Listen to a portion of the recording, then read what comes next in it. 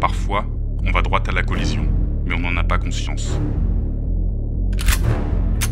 Le battement d'aile d'un papillon au Brésil peut-il provoquer une tornade au Texas? Quand certains parlent de hasard ou de destinée, d'autres évoquent la causalité. Aaron et Marla se réveillèrent un vendredi matin. Ils avaient tous deux décidé d'assister à un concert, mais ils étaient en retard, car leur radio-réveil avait été cassé dans l'agitation de la nuit passée. J'ai remarqué la dernière fois, ils sentaient bizarre. Putain, mais t'es trop chiant. Putain, m'en mets pas dans les cheveux, m'en mets pas dans les cheveux. Et pendant que le couple se préparait, Monsieur Paulson épluchait les petites annonces. Il faisait semblant d'aller au travail depuis plusieurs jours, car il avait été licencié, mais n'en avait rien dit à sa femme.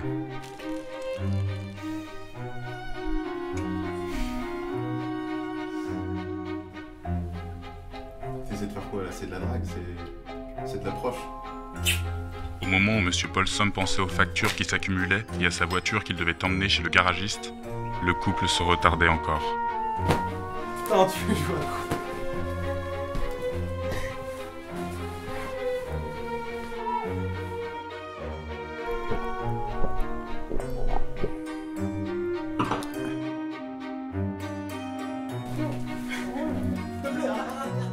Aaron se souvint alors qu'il n'avait pas imprimé leurs billets, car son imprimante n'avait plus d'encre, et qu'il avait été distrait par un appel téléphonique au moment où il allait chercher une cartouche.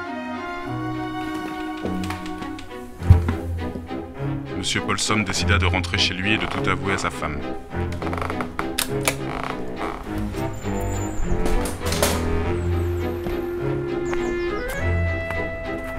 Au même instant, Aaron et Marla quittèrent leur studio.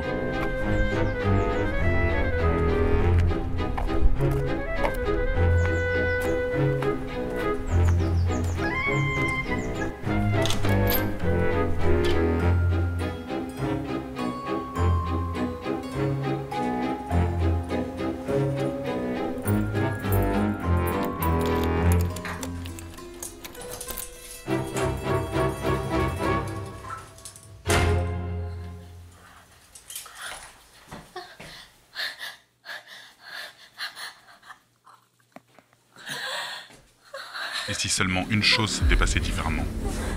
Si Monsieur Paulson était rentré chez lui quelques minutes plus tard, ou si Aaron n'avait pas oublié d'imprimer leurs billets, si le couple n'avait pas cassé leur réveil pendant leurs ébats nocturnes, ou si Monsieur Paulson n'était pas sous l'emprise de l'alcool.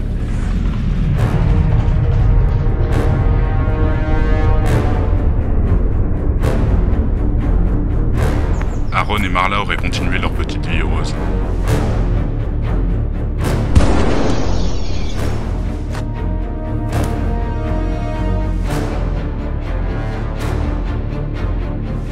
La vie étant ce qu'elle est, une série d'existences et d'événements qui s'entrecroisent, mais que l'on ne peut pas toujours contrôler, Aaron qui passait dans la rue fut simplement au mauvais endroit, au mauvais moment.